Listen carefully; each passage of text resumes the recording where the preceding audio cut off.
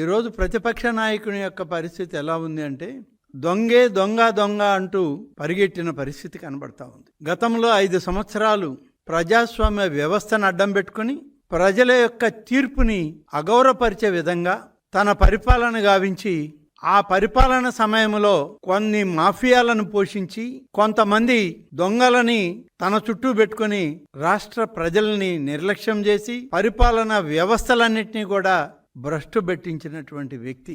దొంగ చేతికే తాళాలిస్తే ఏమవుద్దో అది 5 సంవత్సరాల కాలం ఈ రాష్ట్ర ప్రజలు ఒక దిగజారిన వ్యవస్థలో, నైతికంగా పతనమైనటువంటి వ్యవస్థలో వాళ్ళు బ్రతుకు జీవుడా అని చెప్పి ఉన్నటువంటి పరిస్థితులను గమనించాం. తిరుమల తిరుపతి దేవస్థానానికి సంబంధించి ఏ ఒక్క వ్యవస్థను కూడా మనుగడలోకి రానియని పరిస్థితి. తన బంధువులను, తనకు అత్యంత ఆప్తులను ఇవాళ ప్రపంచ ప్రఖ్యాతిగాంచినటువంటి తిరుమల తిరుపతి దేవస్థానానికి అధిపతులుగా పెట్టి నువ్వు చేసినటువంటి దుర్మార్గం అంతా ఇంత కాదు. దురదృష్టం, ఆనాడు పరిపాలన చేసినటువంటి వ్యక్తి ఆయన పేరు చెప్పాలన్నా కొంచెం వెనకాడాల్సి వస్తుంది.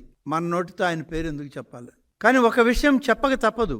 నాడు వైఎస్ఆర్ కాంగ్రెస్ పార్టీ ప్రభుత్వంలో ముఖ్యమంత్రిగా పనిచేసినటువంటి జగన్ రెడ్డి తిరుమల తిరుపతి దేవస్థానాన్ని కూడా వదిలిపెట్టకుండా పూర్తి స్థాయిలో దిగజార్చినటువంటి పరిస్థితి.